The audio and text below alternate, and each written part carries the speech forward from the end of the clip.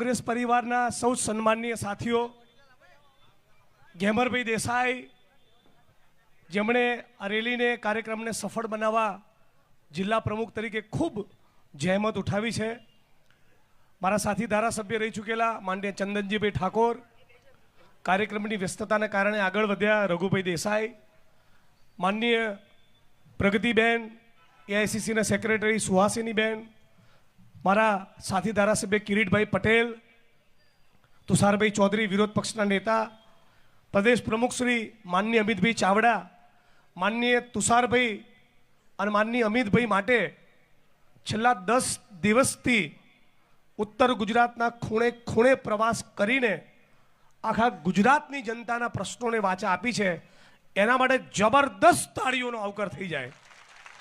આનાથી વધારે જબરદસ્ત તાળીઓનો આવકાર થઈ જાય, જરા મેસેજ જવો જોઈએ. સાથીઓ, આ ગુજરાત એ આપણું છે. અંગ્રેજીમાં કહીએ તો એને રિક્લેમ કરવાનો સમય છે. આ ગુજરાત એ આપણું છે. કેવા માણસો સત્તાના સ્થાન ઉપર બેઠા છે કે જેમના શાસનમાં સ્ત્રીઓને નગ્ન કરીને મણિપુરમાં ફેરવે છે અને આ ચોરના દીકરાઓના પેટનું પાણી નથી હલતું.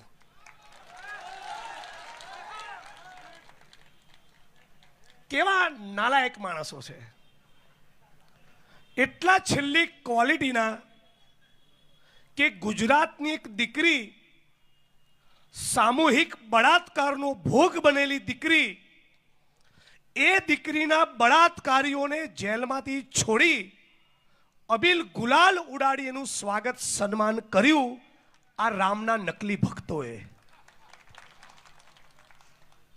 આ રામના ભક્તો છે જે તલવારોના ત્રિશૂલો વેચતા હોય, ભારત માતાની છાતી પર કોમવાદનું ઝેર ફેલાવતા હોય. હે પાટણની ધરતી, તારો તો ઇતિહાસ કેવો ઉજળો અને રૂડો છે. કિરીટભાઈ જેવો અમારો બંકો છે. આ પાટણની ધરતીને અપીલ કરવા આવ્યો છું કે ધર્મના નામે ધતિંગ કરનારા આ ચોરોને ઓળખી લો. શું કહે છે કબીર કે એક રામ દશરથ કા બેટા, दूजा जो घर घट घट में बैठा. एक राम दशरथ का बेटा, दूजा जो घट घट में बैठा, तीसरे राम का सकल पथारा, चौथा सबसे निर्गुण सबसे न्यारा. તમારી औकात નથી સંગીઓ કે કબીરના રામની તમે વ્યાખ્યા સમજી પણ શકો. અને હું તો જાહેરમાં જ કહું છું, હું તો નાસ્તિક છું. ના માલા જપું ના કર જપું. માળા કરે ને અને હાથ જોડે, ના માલા જપું ના કર જપું, मुंह से कहूं न राम, राम हमारा हमें जपे, हम पायो विश्राम कबीरा हम पायो विश्राम. એટલે કબીર કહે છે હું તો ખાટલો ઢાળીને હોઈ ના જાઉં, તારાય ઘટમાં રામના, આનાય ઘટમાં રામના, મારાય ઘટમાં રામના, તારાય ઘટમાં રામ.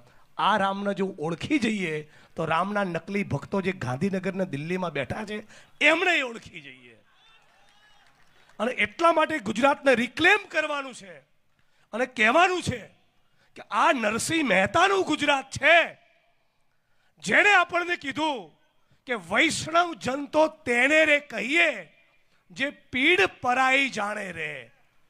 હે આ કહેતા હતા कि जो हिंदू हित की बात करेगा वही देश पे राज करेगा.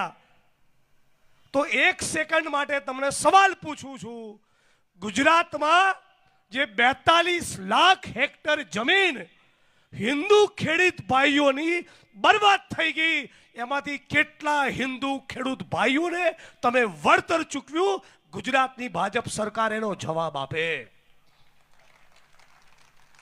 જવાબ આપે.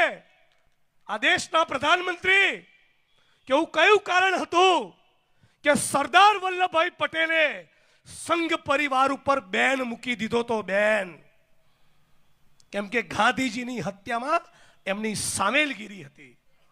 બહુ દુઃખ થાય છે કે આપણા ગુજરાતી સમાજે આવા ગદ્દારો આ ભારત ભૂમિના ગદ્દારોને માથે બેસાડ્યા 28 વર્ષ સુધી. દેશની આઝાદીમાં કોઈ યોગદાન નહીં. 52 વર્ષ સુધી તિરંગો લહેરાયો નહીં, જનગણ મન ગાયું નહીં. આ આરએસએસ વાળા ના ગાંધી અને સરદારની જોડે હતા. ઇતિહાસ ખોલીને જોઈ લો. અને તમને તો ઇતિહાસ ખબર જ હોવી જોઈએ, તમારા તો પ્રોફેસર છે ઘરમાં. આ આરએસએસ વાળા એ ગાંધી અને સરદાર જોડે નહોતા, સુભાષચંદ્ર બોઝ જોડે નહોતા, ભગતસિંહ સુખદેવ ને રાજગુરુની જોડે નહોતા, અને ડોક્ટર ભીમરાવ બાબા સાહેબ આંબેડકર અને ફૂલેની જોડે નહોતા. તો ક્યાં હતા? હે પાટણની ધરતી, આ સવાલ પૂછવો કે નહીં? હે ગુજરાતીઓ, આ સવાલ પૂછવો કે નહીં? તમે ગાંધી ને સરદાર જોડે નહોતા, તમે સુભાષચંદ્ર બોઝ જોડે નહોતા, તમે ડોક્ટર ભીમરાવ બાબા સાહેબ આંબેડકર જોડે નહોતા, તમે ભગતસિંહ સુખદેવ ને રાજગુરુની જોડે નહોતા. તો ક્યાં હતા? અંગ્રેજોની ચાપલુસી કરવામાં હતા.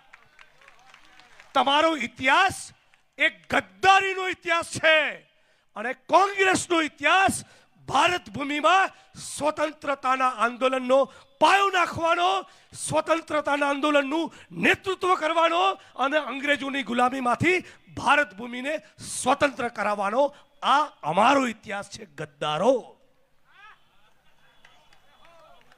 આ ગદ્દારોને એમ કેવું છે કે તમે તો આ દેશમાં એવી કરતૂતો કરી છે કે અમને સંસ્કારની વાત તો કરતા જ નહીં. મેઘાલય ભારતીય જનતા પાર્ટીનો એક ઉપાધ્યક્ષ, એનું નામ બર્નાડ, પોલીસે રેડ કરી 18 વર્ષથી નાની ઉંમરની 6 દીકરીઓ પુરુષોને રંગરેલિયા મનાવવા માટે સોંપતો ઝડપાયો. આ લોકો જય શ્રી રામ બોલે છે. ઓળખી ગયા? આ લોકો તમારા ને મારા કરતા વધારે જોરથી ભારત માતા કી જય બોલે છે. શું ધંધા કરતા પકડાયા? 16-18 વર્ષની દીકરીઓ સપ્લાય કરતા પકડાયા. બળાત્કારનો ભોગ બનેલી દીકરીના બળાત્કારીઓને જેલમાંથી છોડીને લાડવા ખવડાયા. હાઈકોર્ટના આદેશના બાદ એક દીકરી પર બળાત્કારનો આરોપ ભાજપના એક મંત્રી પર થયો તો 6 મહિના સુધી એની ધરપકડ ના કરી. આ એમનું ચરિત્ર છે. તમારા સંસ્કાર વિશે બોલવા જઈશ તો છોડા નીકળી જશે. ડાપણ કરો છો. આ પાટણની યુનિવર્સિટીમાં 4 વખત દારૂ પકડાયો કે નહીં? બોલો મારી આંખ સામે બેઠેલા પાટણવાસીઓ, તમારી જનેતાની તમને સોગંદ છે, બોલો કે પાટણમાં દારૂ મળે છે કે નથી મળતો? પાટણમાં દારૂ વેચાય છે કે નહીં?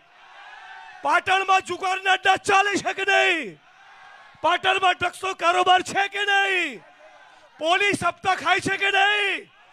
પોલીસના વહીવટદારો છે કે નહીં? તો આવું પાટણ જોઈએ છે. હવે બેટમજી હાથમાં આવ્યા છે. 8 ચોપડી વાળા, તારો તો વારો પાડી દેવાનો છો.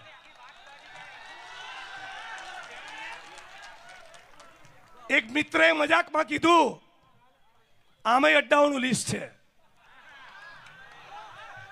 આ લોકો ક્યાંય હારું નહીં રાખ્યું. એક મિત્રે કીધું કે જિગ્નેશભાઈ, આ તમે હર્ષ સંઘવીનું રાજીનામું માગ્યું, ભૂલ કરી. મેં તો હજી ટાઈટ માગીશ. મને કે ના. કેમ? કે બિચારો દયાને પાત્ર છે. 8મું ભણેલા ને જેટલું રંજાડશો કે તમે.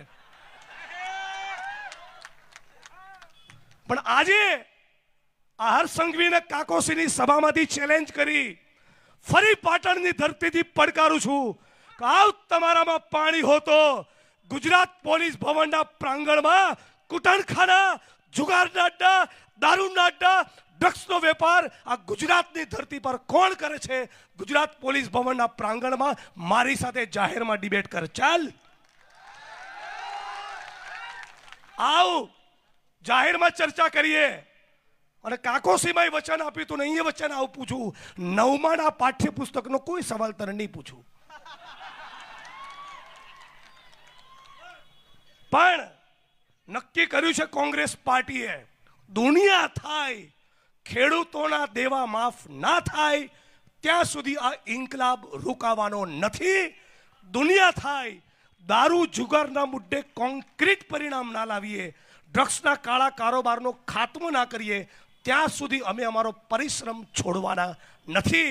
અને એટલે નારો આપ્યો છે કે ગુજરાતના ખેડૂતોના દેવા માફ કરો અને ડ્રગ્સના ધંધા સાફ કરો.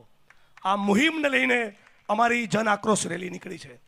મારી બહેનો અને માતાઓને ખાસ કહું, અને પાટણવાસીઓ તમને કહું, આ વિડીયો વડગામ પહોંચશે, વડગામના લોકોને પણ કહું, ગુજરાતના ખૂણે ખૂણે બેઠેલા લોકોને કહું કે આ તમારું ઇન્સલ્ટ અને અપમાન છે. આપણા મોહલ્લાની બહેનો માતાઓ સતત કહેતી હોય, આપણા યુવાનો અને વડીલો સતત કહેતા હોય, અને એક બે બદમાશ બુટલેગરો એ દારૂનો ધંધો ગામમાં બંધ ના કરે, એ આપણા માટે પણ એક શરમનો વિષય છે. અને પોલીસના મિત્રોને પણ કહું છું, જે પ્રમાણિક છે, ઈમાનદાર છે, નિષ્ઠાવાન છે, રાજ્યની રાષ્ટ્રની સેવા કરે છે, એને પણ પાટણની ધરતી પરથી સલામ કરું છું ને વંદન કરું છું. પણ જે કોઠા કબાડા કરે છે, જે લોકો દારૂ અને ડ્રગ્સમાંથી કમાય છે, એમના પટ્ટા તો ઉતરવા જોઈએ. અને એટલું જ નહીં, ધારાસભ્યો, સંસદ સભ્યો, મંત્રીઓ, આઈએસ આઈપીએસ ઓફિસર, મીડિયાના માણસો, ઉદ્યોગપતિઓ જે પણ ખોટું કરે, મારા તમારા સહિત એ બધાના પટ્ટા ઉતરવા જોઈએ. ખોટું કરવું નહીં અને કોઈના બાપથી ડરવું નહીં. મને જો હજળબમ બોલું છું ને, પાટણની બજારમાં કહું છું ને, આખા દેશના ખૂણે ખૂણે જઈને કહું છું કે નરેન્દ્ર મોદી, તમે તો ગુજરાતની આબરૂને નીલામ કરી છે. હજી કહી દઉં, આવનારા દિવસોમાં આવશે રમતું રમતું તમારી જોડે મોદી સાહેબની એવી ફાઇલ અમેરિકા જોડે પડી છે ને કે મોં બતાવવાના લાયક નહીં રહે. આજની તારીખને સમયના વિડીયો રેકોર્ડ કરી રાખજો. ભારતના પ્રધાનમંત્રીની વાત કરું છું, અને આખા ગુજરાતમાં, આખા દેશમાં 25 વર્ષથી આ ફિક્સ પગાર આઉટસોર્સિંગ કોન્ટ્રાક્ટના કર્મચારીઓ ગુજરાતના ખૂણે ખૂણે રેલી કરતા હોય. આશા વર્કર, આંગણવાડીની બહેનો, જીઆઈએસએફના જવાન, સફાઈ કામદાર, હોમગાર્ડના જવાનો, મલ્ટીપર્પઝ હેલ્થ વર્કર, આ તમામ કર્મચારીઓ એ સતત 25 વર્ષથી કહી રહ્યા છે કે ફિક્સ પગાર આઉટસોર્સિંગ કોન્ટ્રાક્ટની ગુલામીમાંથી અમને મુક્ત કરો. હાઈકોર્ટમાં કેસ જીતી ગયા તો આ દુષ્ટ સરકાર એ સુપ્રીમમાં કેસ દાખલ કર્યો. તમે વિચાર તો કરો. અને પછી નાના કર્મચારીઓને મારી સામે ઉશ્કેરે છે. હવે બિચારા હેડક્વાર્ટરમાં રહેનારા પોલીસના ગરીબ કોન્સ્ટેબલ ભાઈઓ એમની માતાઓ અને બહેનોને દીકરીઓને હેરાન કરી મારી સામે. અલ્યા ભાઈ, 8 ચોપડી તું સમજી લે, આ તારી છૂછા જેવી રેલીથી તો મારા પેટનું પાણી ના લે. પણ અમે તમારો ચિઠ્ઠો ખોલવાનો બરાબર નક્કી કર્યું છે. એટલે સાથીઓ, તૈયાર થઈ જાઓ. હે યુવા પેઢી ગુજરાતની, તૈયાર થઈ જાઓ ઇન્કલાબ કરવા માટે. डरसो नहीं कोईना बाप थी. कही दो कि ये धरती अपने आप की नहीं किसी के बाप की. कही दो पाटणनी बजाરમાં ને ગુજરાતના ખૂણે ખૂણે કે આ સરદાર વલ્લભભાઈ પટેલનું ગુજરાત છે, આ શહીદ આઝમ ભગતસિંહનો દેશ છે, અને ડોક્ટર બાબા સાહેબ આંબેડકરનું બંધારણ આજે પણ અડીખમ અને અકબંધ છે. રવિદાસની ભૂમિ છે. ऐसो चाहू राज में जहां मिले सभी को अन्न, छोटे बड़े सब सम बसे, रविदास रहे प्रसन्न. અને કબીર કહે છે કે સાईं इतना दीजिए जामे कुटुंब समाय, मैं भी भूखा ना रहूं साधु न भूखा जाए. આ તો હાડા રાશનમાંથી ખાઈ જાય છે. રાશન ચોર છે કે નહીં? વિધવા બહેનોના પેન્શન ખાઈ જાય, ગરીબ માણસનું રાશન ખાઈ જાય, દારૂ જુગાર ને ડ્રગ્સ માંથી કમાય. હદ તો એ છે કે હવે તમારા વોટે ખાઈ જાય છે. બ્રાઝિલની એક્ટ્રેસ, બ્રાઝિલની મોડેલ એ હરિયાણામાં 22 વોટ કરીને ગઈ. બાબા સાહેબને બંધારણે શું કીધું કે 27 માળની બિલ્ડિંગમાં રહેનારા મુકેશ અંબાણીનો પણ 1 વોટ અને ઘેમરભી દેસાઈનો પણ 1 વોટ. ધારાસભ્ય જિગ્નેશભાઈનો પણ 1 વોટ, ખેત મજૂર અને ફેક્ટરીના શ્રમિકનો પણ 1 વોટ. તો આ બ્રાઝિલની છોડી ઓય હરિયાણામાં ચોથી 22 વોટ નાખી જઈ. થાય આવું? એક ઘરમાંથી નીકળ્યા 66 વોટ, બીજા ઘરમાંથી નીકળે 108 વોટ. આ 2 માળનું મકાન છે, માણસોને ઘેટા બકરાની જેમ ભરો તો 66 વોટ ક્યાંથી નીકળે?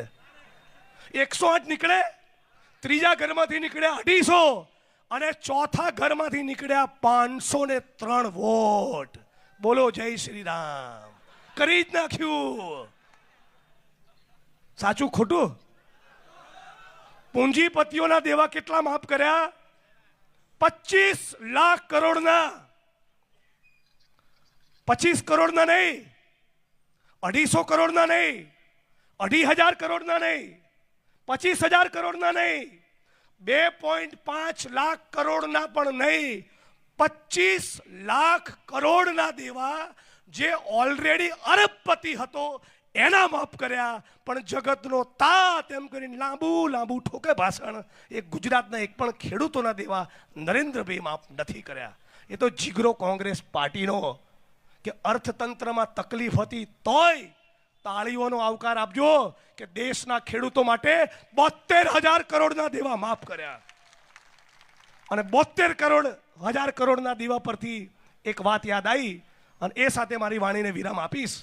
કોંગ્રેસની પાર્ટીએ, યુપીએની સરકારે 72,000 કરોડના દેવા ખેડૂતોના માફ કર્યા. અને આ ભારતીય જનતા પાર્ટીની સરકારમાં છેલ્લા 5 વર્ષમાં ગુજરાતના દરિયા કાંઠે 72,000 કરોડનું ડ્રગ્સ પકડાયું. તમે મને કહો, આવું ગુજરાત જોઈએ છે? આવું ગુજરાત જોઈએ છે?